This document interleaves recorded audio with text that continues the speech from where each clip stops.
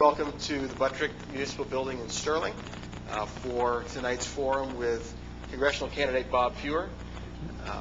Mr. Feuer is from Stockbridge. He is running against John Olver. This is the fourth of a series of forums we've held here. My name is Lance Harris, and I'll be asking some questions along with the folks who are in the audience today. Mr. Feuer, welcome to Sterling. Thank you very much, Lance. It's a pleasure to be in your beautiful town. Thank you. Why don't you take the opportunity to let us know who you are and why you want to be our next congressman. Well, thank you for that, and thank you, Bob, as chair of the Town Democratic Committee, for helping to have this forum. As Lance has told you, my name is Bob Feuer. That's what people call me. Officially, you'll see on the ballot Robert A. Feuer. That, by the way, will be the September 16th state primary ballot, in which both unenrolled and Democrats are entitled to request the Democratic ballot on the 16th of September at your local polling place, and I'm here asking you to vote for me. Why? Well, one of the things in my background is I'm a veteran of the United States Coast Guard, helped to protect the shores of the United States from Cuban invasion, so that gives you an idea of my age. I graduated from Western New England College School of Law back in 1983, opened my own solo practice of law in the town of Stockbridge, maintained my office there for nearly a quarter of a century, have recently created a home office, and I like the landlord better there. My practice has, in the main, been criminal defense work, which has, for trial practice, given me an ability to sharpen my skills in negotiation, but also knowing when it's time to stand and fight. And I'm very proud of my record before the jury of 6 in the Pittsfield District Court in all of the cases that I brought before a jury trial. I can proudly say that I have won. And I think that that speaks to my abilities of knowing when to negotiate and when to stand and fight. I, back in about 1989, was elected to be the chair of my town Democratic Committee in Stockbridge.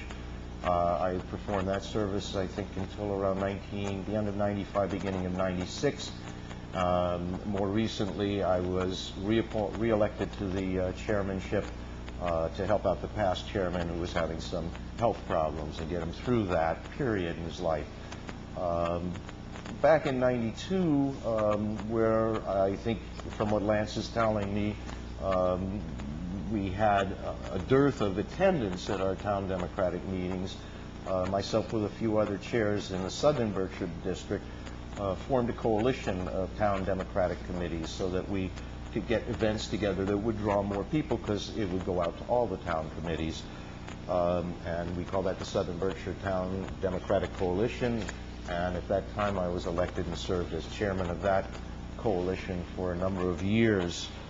More recently, back in July of 2005, over in Amherst, Massachusetts, I attended a meeting with Congressman Olver. I was one of 20 local community activists that had brought resolutions for the impeachment of the president and vice president onto the warrant of my town, and so had these other folks.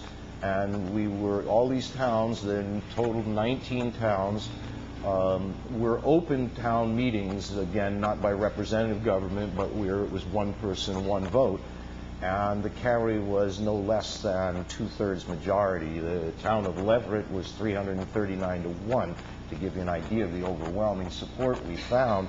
And we brought this on the 5th of July to Congressman Olver, who basically told us that he thinks Nancy Pelosi is the best political leader he's ever served under, and she had her own tight agenda, and he adamantly refused to sign on to a resolution which was on the floor of the House at the time and still is, called 333, House Res 333, calling for the impeachment of Vice President Cheney. Rather, Congressman Olver surprised us with his telling us, he said, folks, do you want to know what I think is going to happen? And yes, please, Congressman. He said that we would not land one U.S. soldier's foot on the soil of Iran, but rather we would attack it from the air, and then the president would declare that a national emergency, institute martial law, and then suspend the 2008 elections. This he told us last July. When I heard that, and I thought how horrible that was, And yet this man refuses to take any steps, which is clearly expressed will and with due process by the people of his district, at least a sampling, almost 20% of the district. We need someone new in office. This man is not willing to express our voice. He's taken it from us and given it to Nancy Pelosi. Her tight agenda that he promised us would have ended the wars overseas in September of last year, would have had our troops home by now. It just hasn't come to pass. And so I finally wrote to the congressman back in January, and I felt enough stalling.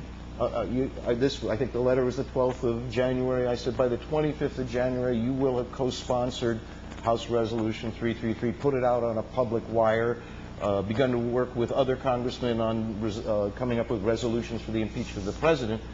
By the 25th of January, or you will have an opponent in the 2008 election.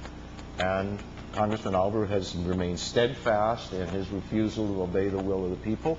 I feel we need a better voice. And so that's what's motivated me to come before you and ask for your vote today. Well, actually, your vote on the 16th of September. Now, obviously, the time for impeachment may have been more ripe last July, if not for the prior 8 years or 7 years. Where are we at this point? I'm asking for your vote to send me to Washington. I have traveled throughout the district here back in February announcing my intention to run. And so I've had an opportunity to visit the cities of the district, and I have a program for our urban centers where there's always that downtown area of old brick mill buildings that have been abandoned. And in Holyoke, you see a real estate sign saying $1 a square foot. Please use this space. It's crying out for it.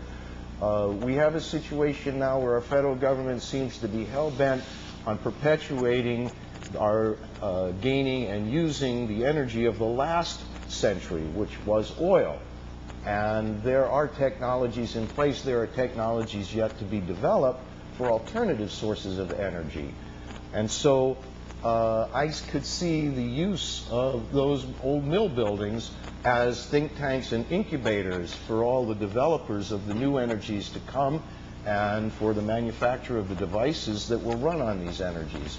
So I can see that, as well as getting these central urban areas declared enterprise zones under federal law, and that would make microloans available to young entrepreneurs who could open up businesses in all those boarded up storefronts and revitalize the economies.